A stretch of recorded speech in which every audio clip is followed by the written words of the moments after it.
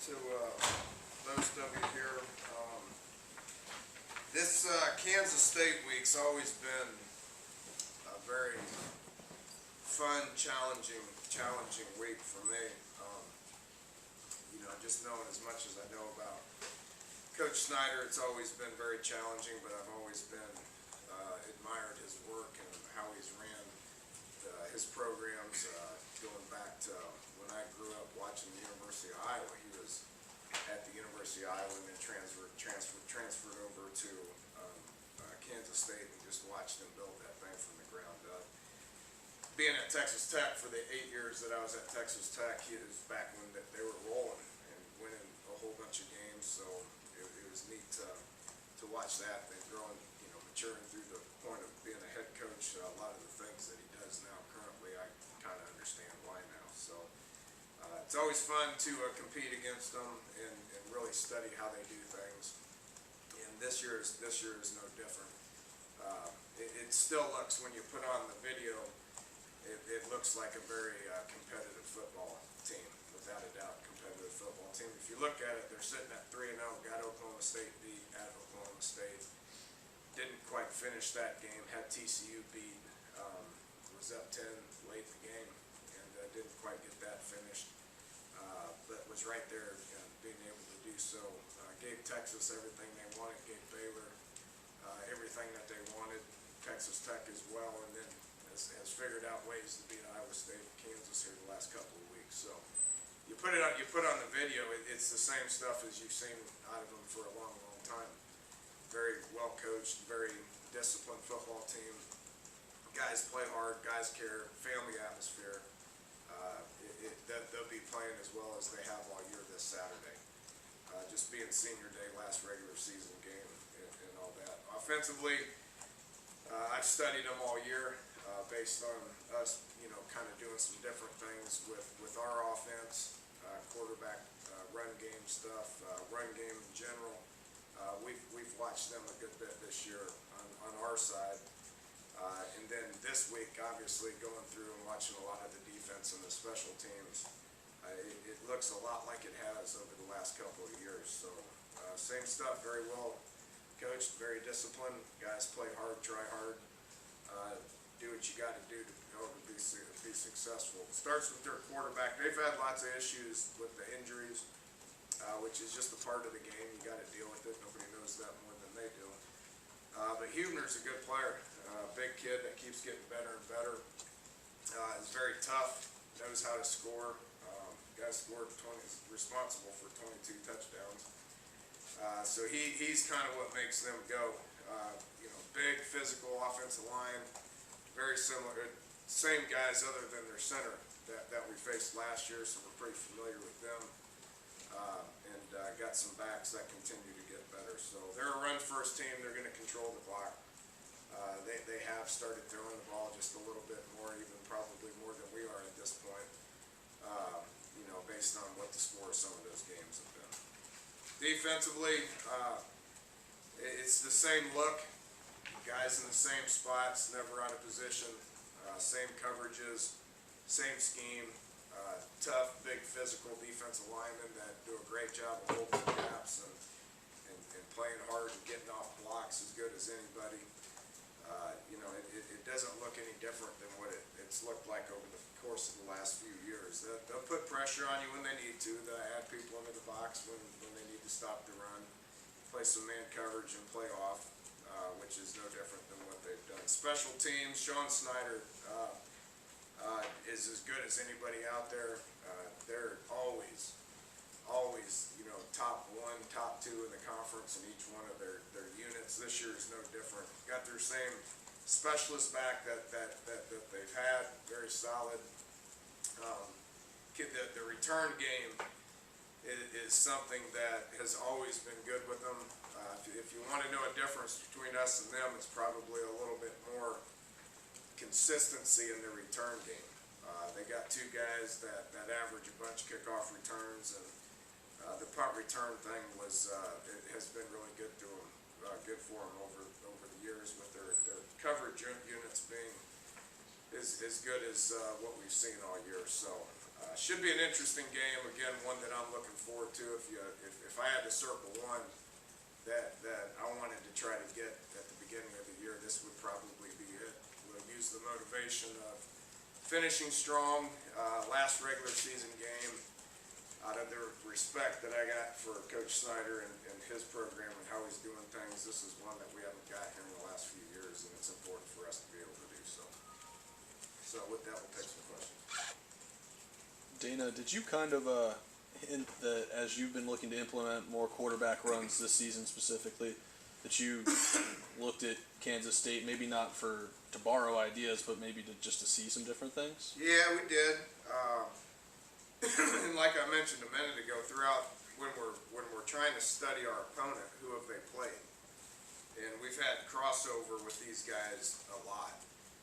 So there's, in the past, and we will reevaluate things here next week and in 2 weeks, getting ready for the bowl game, and then obviously moving forward, trying to figure out what we got to do to be successful and make some people happy. Then I reevaluate and kind of see where we're at with it. With that said, I used to study Texas Tech quite a bit, and now I'm studying Kansas State. So, to answer your question, yes, we've done that a good bit. Dan, you've made a point of evolving as a play caller, and you've gotten a lot of credit, a lot of praise for it. How much have you seen evolution-wise out of Coach Snyder over the years? Well, quite a bit of creativity on offense. Not much on defense, not much on special teams, because that's more just about doing the things that you believe in and knowing the game of football to be able to attack what you're to defend or what you're trying to defend. But offensively, it's a little different. You can be more creative offensively and evolve a little bit. I remember back when they used to use the stand-up tight end a lot. He did that at Iowa. He did it at Kansas State a good bit. More of a pro-style I formation, true tight end. I mean, seriously, the tight end looked like I'm standing right here, right now. This guy would be in this stance, where everybody else would be in a three-point stance or a receiver stance.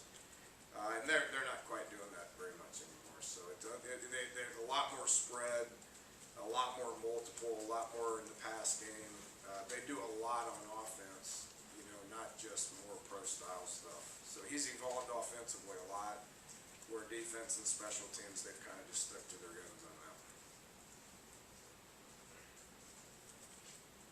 They've had really good running quarterbacks that you've seen. How does Huber compare to that? Well, he's not as fast. He's not as fast or as dynamic. They've had guys that can make people miss all over the place.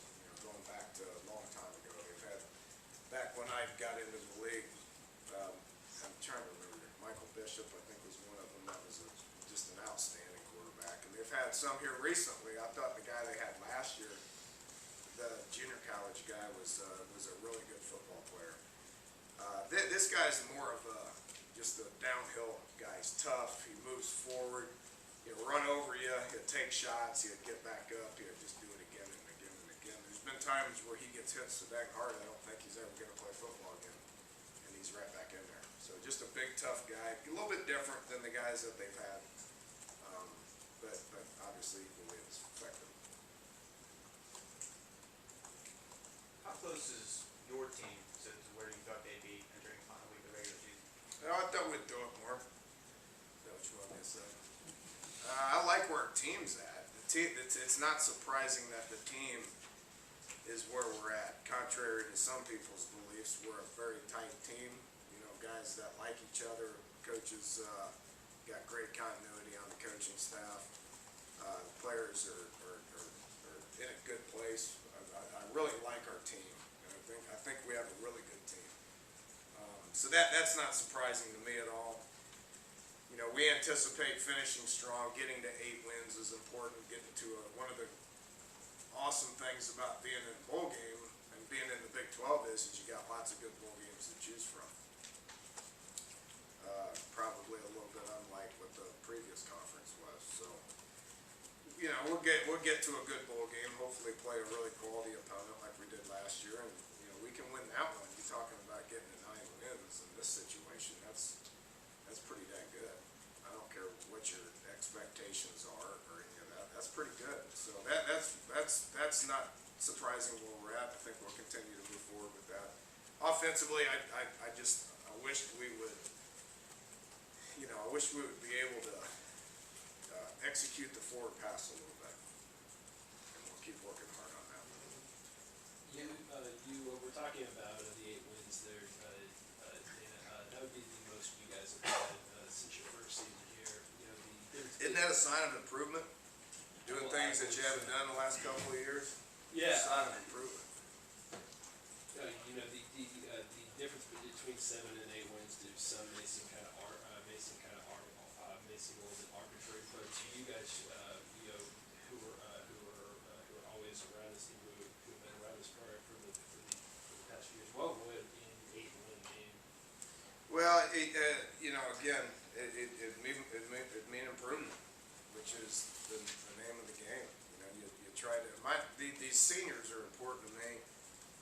I'd do anything for each and every one of those 20 guys. They've been through a lot.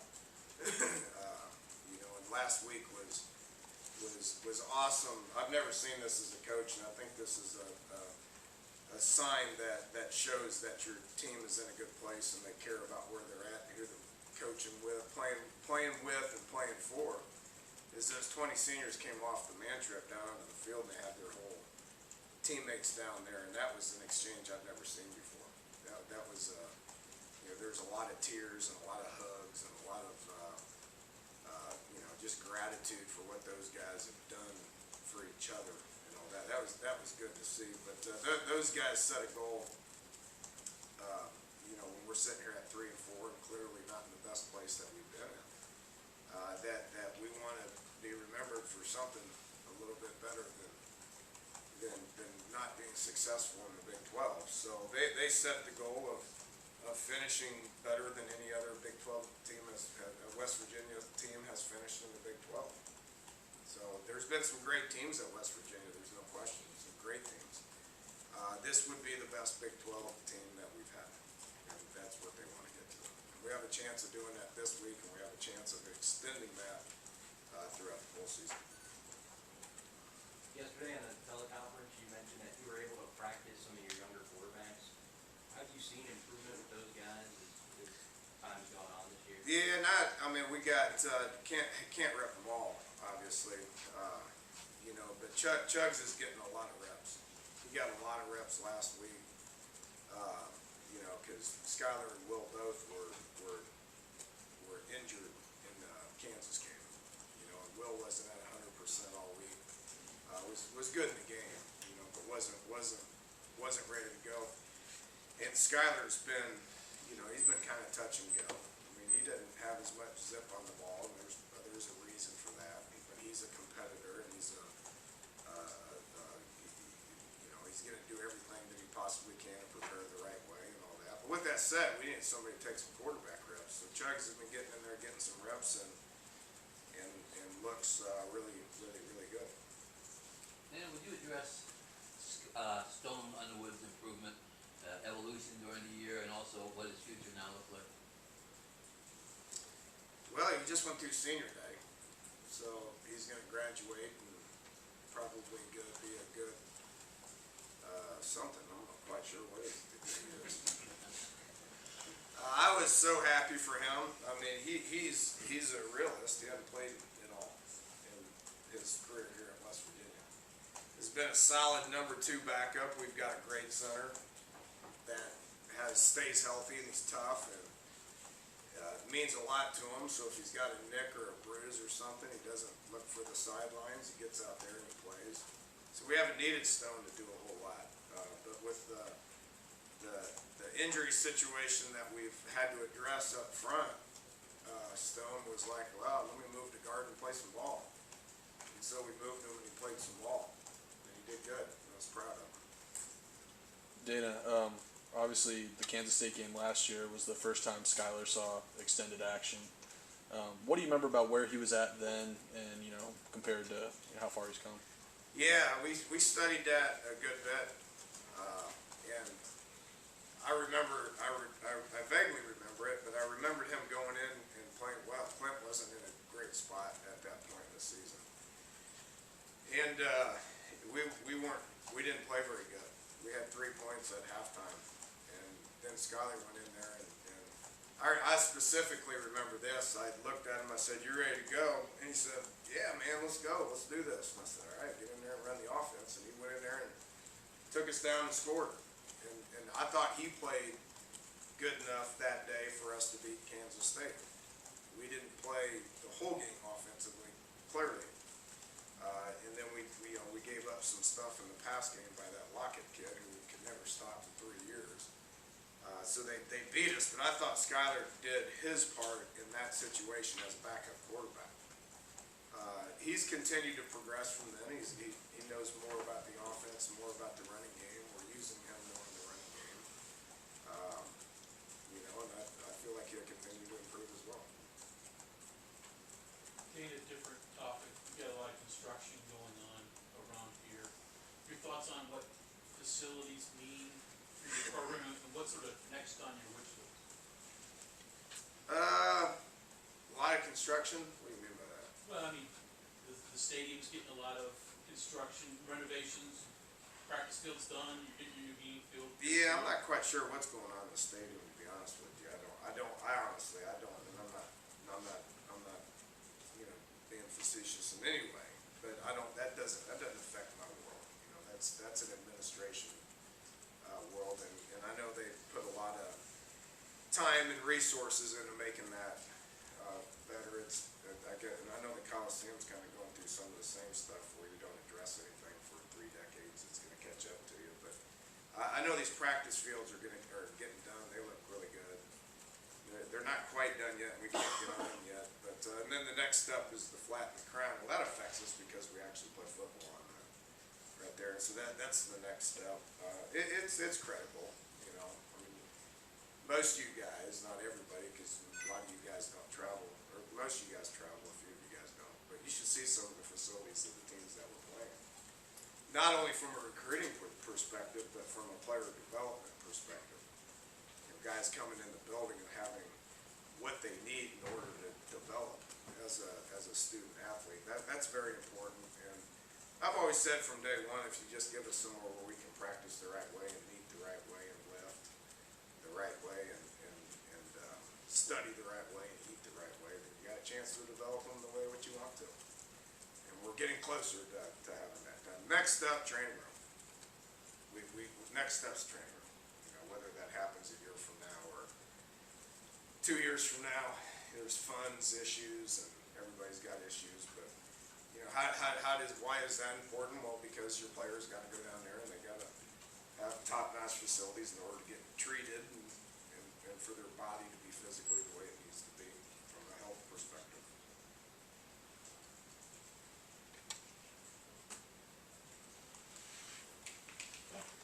All right, thank you all.